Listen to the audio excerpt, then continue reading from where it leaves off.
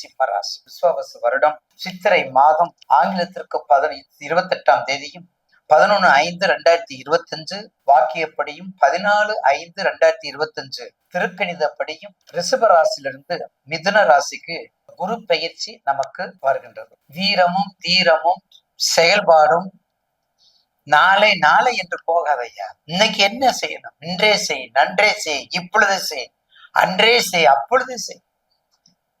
அரசியல் செல்வாக்கு மிக்கவர், ஆன்மீக தேடல் உள்ளவர், ஆச்சரியப்படும்படியாக நடந்து கொண்டு போவார்.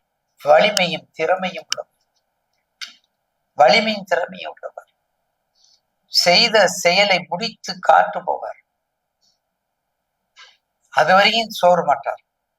அப்படிப்பட்ட சிம்மராசி நேயர்களுக்கு உங்களுடைய ஜனன ஜாதகத்தை தயவு செய்து எடுத்துக்கங்க. இது பூரா பொது பலன்கள் தான். உங்க ஜனன ஜாதகத்தை எடுத்துக்கங்க, அது எப்படிங்கிறத பார்த்துக்கங்க. நிச்சயமாக அஷ்டமத்து சனி கடகத்திலிருந்து உங்களுக்கு வந்திருக்குது கோச்சாரத்துல. அப்ப அஷ்டமத்து சனி வரும்போது நீங்க எந்த தேடுதல் இருக்கணும், அகலக்கலை வைக்காதீங்க, போக்குவரத்துல கவனமா இருங்க, கணவன் மனைவி உறவு கவனமா இருங்க, செவ்வாய் சனி பார்வையில மேலும் கவனமா இருங்க, மேலும் கவனமா இருங்க. இப்படியெல்லாம் கவனமா இருந்து வந்து மெடிக்கல், எலக்ட்ரிக்கல், கெமிக்கல், கேட்டரிங், அரசியல், செல்வாக்கு, அரசிதழ், அரசு கவர்மெண்ட் சம்பாட்ட எக்ஸாமும் எல்லாம் எழுதுங்க, திருப்பி திருப்பி எழுதுங்க. கண்டிப்பா யூ கெட் பாஸ். நிச்சயமா நீங்க பாஸ் பண்ணுவீங்க. அந்த வலிமையும் அந்த தேர்ச்சியும் அந்த உணர்ச்சியும் உங்களுக்கு உண்டு.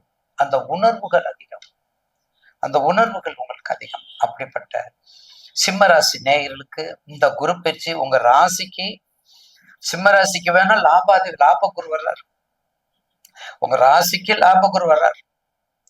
அதே சமயத்துல லாபகுருவா இருந்தாலும் அஷ்டமத்து சனி அந்த தாக்கங்கள் கொஞ்சம் கவனமா இருக்கணும்.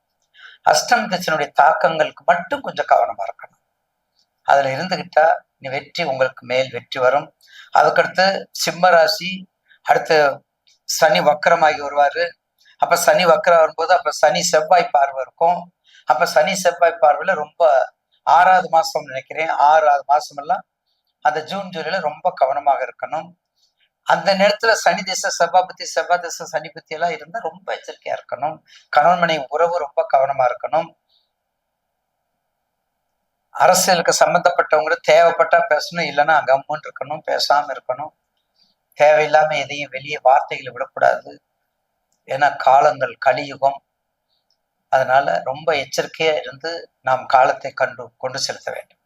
அப்படிப்பட்ட இந்த நேரத்துல நிச்சயமாக உங்களுடைய லக்னாதிபதி யாருன்னு பார்த்துக்கணும். 3, 6, 8, 12 நடந்த அந்த நேரத்துல சந்திரன் சனி, சந்திரன் கேது, சந்திரன் ராகு, இல்ல ராகுல செவ்வாய், இந்த மாதிரி பிளானட் எல்லாம் வரும்போது, அதாவது இருளும் ஒளியும் ரெண்டும் ஒன்று சேராது இல்லையா? அப்படிப்பட்ட பிளானட்லாம் வரும்போது ரொம்ப கவனமாக இருத்தல் மிக மிக அவசியம் நேயர்கள்.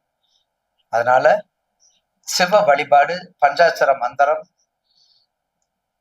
பஞ்ச கீர்த்தனைகள், பஞ்சமூர்த்தி வழிபாடு, பாராயணங்கள், கூட்டு வழிபாடு ரொம்ப சால சிறந்தது, வெற்றியை கொடுக்கும். கூட்டு வழிபாடு உங்களுக்கு வெற்றியை கொடுக்கும், அதுல மாற்று கருத்து அல்ல. எனவே தயவு செய்து ரொம்ப கவனமாக இருந்து செயல்படுவது மிக முக்கியம்.